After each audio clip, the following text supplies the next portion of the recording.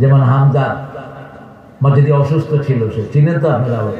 হ্যাঁ, তা আমি ফোন করলাম, ফোন ধরলো ওর বউ।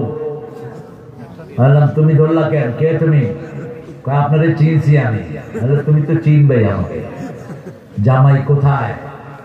কয় যে দিচ্ছি, আমি একটু কথা বলে নেই।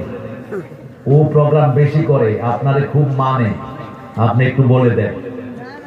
আমি বলে দিলাম হামজা প্রোগ্রাম বেশি করো না, 2-3টা করলেই হবে। প্রোগ্রাম যেন সবগুলোর হক আদায় করা যায়, এইভাবে নিতে হবে, ঠিক কিনা? ইমাম মালিকের কাছে চলে আসলেন কে? মুফতি। এসে বললেন হুজুর সূরা লোকমানের শেষ আয়াত হয়তো আপনি ভুলে গেছেন, 5টা জিনিসের জ্ঞান আল্লাহ ছাড়া আর কারো।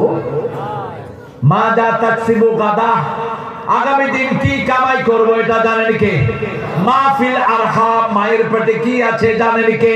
আল্লাহ। বেআইয়ার দিন তামুত, কে কোন মাটিতে মারা যাবে জানেন কে? মাতা তাকুমুস সাহ, কোন সময় কিয়ামত হবে জানেন কে? আর বৃষ্টি কখন হবে জানেন কে? 5টা জিনিস আল্লাহ ছাড়া আর কারো জ্ঞান নাই। যখনই আল্লাহ হুকুম করেন, আল্লাহর হুকুম ছাড়া কারো হুকুম পালিত হয় না। ইদা আরাদা শাইআন আন ইয়াকুলা লাহু কুন ফায়াকুন। সাইয়েদনা আদম আলাইহিস সালামের সাথে দেখা হলো মূসা আলাইহিস সালামের। তিনি ঠান্ডা না গরম? খুব গরম। কয় বাবা আদম আপনারে পাইছি, ভালো হইছে। আপনি কি জন্য জান্নাতে ওই গাছটার কাছে গেলেন বলেন?